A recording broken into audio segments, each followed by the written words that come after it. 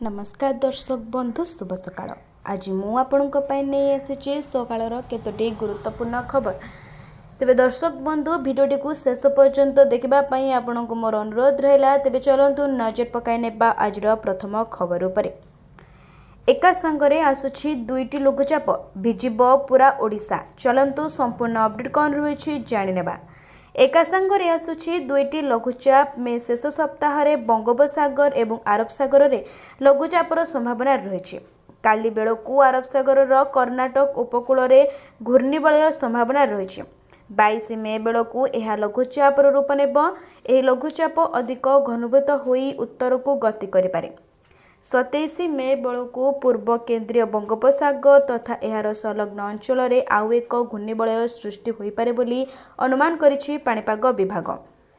परवर्ती समय रे यह अधिक घनीभूत होई लघुचाप रूप नेब। राज्य में वर्तमान गरम गुळुगुळी जारी रही। उपकूलवर्ती जिला बालेश्वर, भद्रक, केन्द्रापड़ा, जगतसिंहपुर, जाजपुर, कटक, पुरी, खोर्धा, नयागढ़, कटक, गंजाम, गजपति रे गरम गुळुगुळी नहीं येलो अलर्ट जारी करिछि पाणीपाग विभाग। आगामी 3 दिन पई कालबैशाखी वर्षा नहीं ऑरेंज अलर्ट मध्य जारी करा जायछि। तेबे दर्शक बंधु चलंतु नजर पकाई नेबा परवर्ती खबर उपरे। 2 दिन भितरे प्रकाश पाइब +2 रिजल्ट बढ़ी पारे +3 नामलेखा अवधि। चलंतु संपूर्ण अपडेट कौन रही जाणी नेबा। आउ 2 दिन भितरे प्रकाश पाइब +2 परीक्षाफल। एथिरे मंगलवार स्कूल और गणशिक्षा मंत्री नित्यानंद गंडंग पक्षरु सूचना मिली। परीक्षाफल बाहर आउ विलंब हेबनी। पिलामाने व्यस्त नेहबा पई मंत्री कहछंती। सेपटे +3 नामलेखा पई आवेदन अवधि मध्य वृद्धि पाइब। उच्चशिक्षा मंत्री सूर्यवंशी सूरजक सह गणशिक्षा मंत्री आवेदन समय सीमा वृद्धि करने को आलोचना करछंती। समय सीमा वृद्धि करने को उच्चशिक्षा मंत्री प्रतिश्रुति देथिबा जणा पड़िछि। आज युक्त +3 आवेदन शेष तारीख थिला। सूचना अनुसार प्रथमे मे 15 रु 20 तारीख मध्य परीक्षाफल प्रकाश पाइबार थिला। एप्रिल 28 रे खाता देखा शेष हेबाकु थिबा बेले एप्रिल 30 तारीख रे खाता देखा शेष हेबो। प्रबल ग्रीष्म प्रभाव जोगु केतेक स्थान रे खाता देखिबाकु सेंटर आसबाकु समस्या मध्य होइथिला। तेबे दर्शक बंधु चलंतु नजर पकाई नेबा परवर्ती खबर उपरे। लागू हेबो एकीकृत पेंशन व्यवस्था। चलंतु संपूर्ण अपडेट कौन रही जाणी नेबा।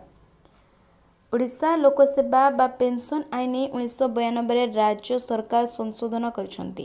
राज्य रे सरकारी कर्मचारी माननक पई एकीकृत पेंशन योजना लागू करबा पई गत फेब्रुआरी रे राज्य कैबिनेट अनुमति प्रदान करथिला। आज एने अर्थ विभाग पक्षरु विज्ञप्ति प्रकाश पाइछि।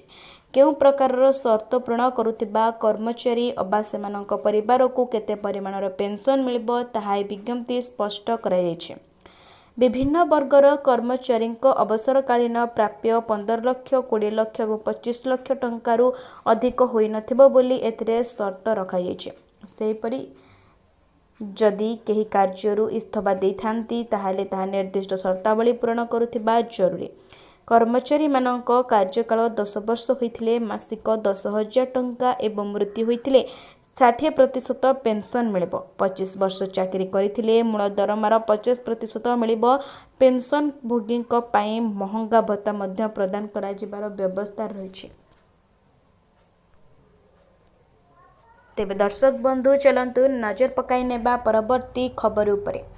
डराइलाणी कोरोनार नुआ प्रजाति। भारत में 58 जन कोरोना संक्रमित चिन्हट। चलंतु संपूर्ण अपडेट कौन रही जाणी नेबा। पुणी बढ़ाइलाणी कोरोनार भय। देश में पुणी थरे धीरे धीरे कायर विस्तार करुछि कोविड। बढ़ुछि कोविड संक्रमण, बढ़ुछि भय। एहारी भितरे भारत में 58 जन कोरोना संक्रमित रोगी चिन्हट हो सारे जहाको नहीं चिंतार पड़े विशेषज्ञ। हाँ, एबे पुणी थरे कोरोनार नुआ प्रजाति JN.1 काया विस्तार करिबारे लागिछि। आउ दिन को दिन संक्रमण संख्या मध्य वृद्धि पाइबारे लागिछि। हांगकांग, थाईलैंड और सिंगापुर रे आक्रांतों संख्या वृद्धि पाइछि। भय बढ़ाउछि कोरोनार नुआ प्रजाति JN.1। एबडे भारत में 18 जन संक्रमित रोगी चिन्हट हो गलेनी।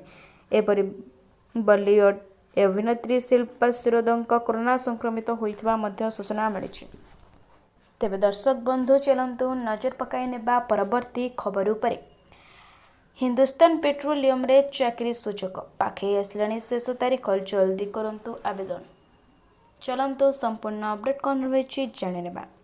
हिंदुस्तान पेट्रोलियम कॉर्पोरेशन लिमिटेड बा एचपीसीएल रे बड़ नियुक्ति। एचपीसीएल 103 पद पर विज्ञप्ति प्रकाश पाई। जूनियर एग्जीक्यूटिव पद पर 100 रु अधिक पद खाली थिबा बेले पूरा करबा पई उक्त विज्ञप्ति उल्लेख करा जायछि। आवेदनकारी बयस सीमा 25 वर्ष रु कम होइतबा बेले उपयुक्त फील्ड डिप्लोमा पाठ्यक्रम पढ़िथिबा आवश्यक। आवेदनर शेष तारीख 21 मे राति 11:59। चयन प्रक्रिया रे कंप्यूटर बेस्ड परीक्षा हेबो, ग्रुप टास्क हेबो, स्किल टेस्ट हेबो और साक्षात्कार हेबो। तेबे दर्शक बंधु चलंतु नजर पकाई नेबा परवर्ती खबर उपरे। पुणी उपर मुहां सोना दर रूपा दाम चलंतु जाणी नेबा केते रही। सोमवार सकाळ समय घरोई फ्यूचर्स बजार में सोनार मूल्य 1% वृद्धि घटी। पूर्वर मल्टी कमोडिटी एक्सचेंज अर्थात एमसीएक्स रे सकाळ प्राय 2:10 सोना जून 5 चुक्ति 0.95% वृद्धि पाई प्रति 10 ग्राम पिछा 93,317 कारोबार करुथिला। यापर सकाळ 10:44 समय सोनार मूल्य 0.85% वृद्धि होगा सहित 10 ग्राम प्रति 93,230 टंकार कारोबार होता।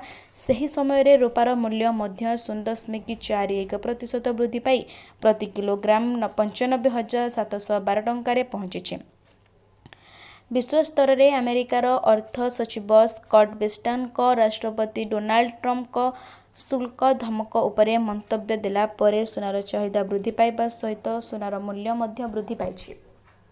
तेबे दर्शक बंधु चलंतु नजर पकाई नेबा परवर्ती खबर उपरे।